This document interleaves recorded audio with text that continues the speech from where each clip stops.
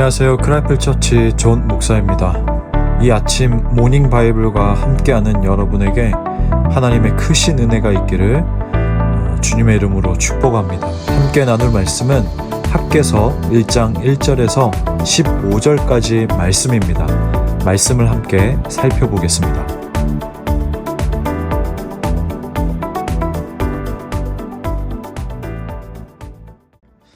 우리는 참 바쁜 시대를 살아갑니다. 먹고 사는 문제, 자녀 문제, 미래에 대한 준비, 그리고 이제는 직업이 하나뿐만 아니라 2개 이상, 그리고 공부만 하는 것이 아니죠.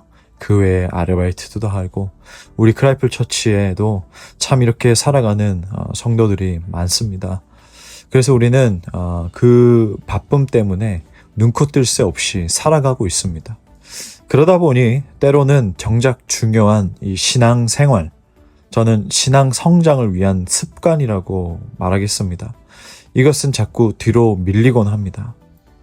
그리고 오늘 본문에 비춰서 생각해 보시면 지금은 상황이 안 좋으니까 조금 여유가 생기면 그때 주님 일을 열심히 하겠다 이렇게 다짐은 하지만 그 여유 있는 때는 좀처럼 오지 않습니다. 오늘 본문 학개서에 등장하는 이스라엘 백성들의 모습이 딱 그랬습니다. 오늘 말씀을 통해 우리의 무너진 우선순위를 점검하고 다시금 하나님 중심으로 삶을 재편하고 살아가는 은혜 시간이 되기를 주님의 이름으로 축복합니다. 첫 번째로 내 삶의 우선순위가 무너지면 삶의 만족도 무너진다는 것입니다. 1절부터 6절까지 말씀인데요. 이 바벨론 포로 생활에서 돌아온 이스라엘 백성들에게는 가장 중요한 사명이 있었습니다. 급한 사명이 있었어요. 바로 무너진 예루살렘 성전을 재건하는 것이었습니다. 하지만 성전 기초만 놓고 공사는 16년 동안 중단된 상태였습니다. 여러분 길을 가다가 혹은 어디 외곽 쪽으로 차를 타고 쭉 가다 보면 한 번씩 보이는 빈 건물들이 있습니다. 짓다가 만 건물들. 요즘엔 제주도에도 그런 건물들이 좀 많다라고 해요. 그런 건물들을 이렇게 보면 폐허가 되고 아무리 그때 당시에는 견고하게 기초공사를 했다고 할지라도 오랜 세월 동안 그것이 완공되지 않고 텅텅 비어 있으면 그것마저도 불안하고 거기에 다시 이렇게 깨끗한 건물로 완공하는 것은 너무나도 큰 힘이 들고 돈도 그만큼 많이 들죠. 그런 상태였다는 거예요. 그런데 백성들의 변명은 무엇입니까? 2절이죠. 이 백성이 말하기를 여호와의 전을 건축할 시기가 이르지 아니하였다 하느니라. 한마디로 그들이 아직 때가 아니라는 것이라고 말했어요. 당장 먹고 살기도 힘들고 경제적으로 너무 어려워서 성전을 지을 여력이 없다라는 핑계였습니다. 그런데 하나님은 학개 선지자를 통해서 그들의 속마음을 정확하게 찌르셨어요. 4절입니다. 이 성전이 황폐하였거늘 너희가 이때에 판벽한 집에 거주하는 것이 옳으냐. 여기서 판벽한 집이라는 것은 잘 다듬은 나무로 벽을 대고 지붕을 덮은 그 당시에는 꽤 괜찮은 집을 말합니다. 하나님의 성전은 잡초가 무성한 폐허로 방치해두고 자기들은 안락하고 좋은 집에 살면서 지금은 때가 아니다, 힘들다라고 말하는 이 이중적인 태도에 대해서 하나님이 책망하신 것입니다. 여러분, 우선순위가 뒤바뀐 결과가 무엇입니까? 그들이 그렇게 열심히 자기 삶을 챙겼지만 행복했습니까? 아닙니다. 6절을 보십시오. 많이 뿌려도 적게 거두고 먹어도 배부르지 못하고 일꾼이 삭슬 받아도 구멍 뚫어진 전대에 넣음이 되었다라고 말씀합니다. 밑 빠진 독에 물 붓기 같은 삶이 된 것이죠. 하나님을 삶의 중심에서 밀어내면 우리가 아무리 애쓰고 수고해도 그 삶에는 참된 만족과 체험이 없다라는 겁니다. 혹시 여러분 지금 여러분의 삶이 열심히는 사는데 늘 허덕이고 만족이 없다라면 하나님은 오늘 우리에게 말씀하십니다. 5절, 7절 2번에 걸쳐 반복하셔요. 너희는 너희의 행위를 살필지니라. 우선순위가 어디서부터 잘못되었는지 깊이 생각해 보라는 것입니다. 오늘 이 아침 말씀이라 길게 말씀을 못 드리지만 우리가 복음을 전하는 거, 선교하는 거, 교회로서 살아간다는 거, 우리가 신앙생활 습관을 들인다는 거, 우리가 물질을 가지고 쓴다는 거, 우리의 시간을 24시간 이 시간을 보내는 거, 우리가 관계적인 거, 그 모든 것에서부터 한번 짚어서 깊이 생각해 봤으면 좋겠습니다. 정말 진정성 있게 생각하고 행위를 살피고 하나님 앞에서 정말 진실되게 그것을 마주하지 않는다면 우리의 신앙은 피상적으로 머물 수밖에 없다는 겁니다. 두 번째는 하나님은 단순한 순종을 원하신다는 거예요. 7절부터 11절까지 말씀인데요. 백성들이 이 경제적인 어려움으로 핑계를 대니까 하나님은 그 어려움의 원인이 바로 하나님께 있다라고, 하나님 자신께 있다고 밝히십니다. 9절 하반절에 내 집은 황폐하였으되 너희는 각각 자기의 집을 짓기 위하여 빨랐음이라고 하시며, 이 때문에 하늘은 이슬을 그쳤고 땅은 산물을 그쳤다라고 말씀합니다. 즉 하나님과의 관계가 막히니까 삶의 어떤 복의 통로도 막혀버린 것입니다. 이 성전 재건은요, 단순히 건물을 짓는 것이 아닙니다.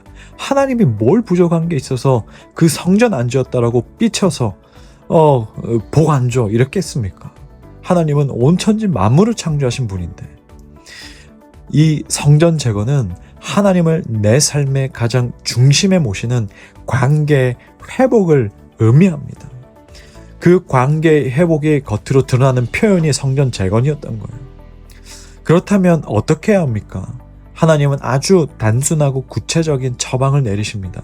8절 너희는 산에 올라가서 나무를 가져다가 성전을 건축하라.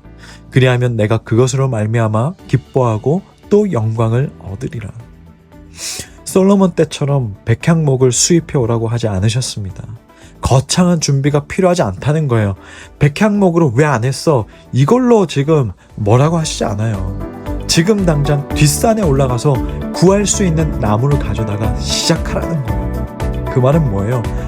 순종하라는 거잖아요. 하나님은 크고 화려한 성전을 원하신 것이 아니고 하나님을 향한 그 중심, 그 마음을 원하셨습니다. 귀한 공동체잖아요. 귀한 공동체가 얼만큼 가지고 있고 어떻게 살아가는지 하나님 다 그 아시는데 백향목을 원하셨겠습니까? 아니죠. 정말 그 중심된 마음으로 바로 뒷산의 나무라고 할지라도 하나님의 성전을 귀하게 여기고 사모하면서 짓는 거, 나무 하나하나 가져다가 놓는 그 마음들, 그 발걸음들, 그 손의 섬김들, 그것을 원하셨다는 거예요. 너의 마음을 다오.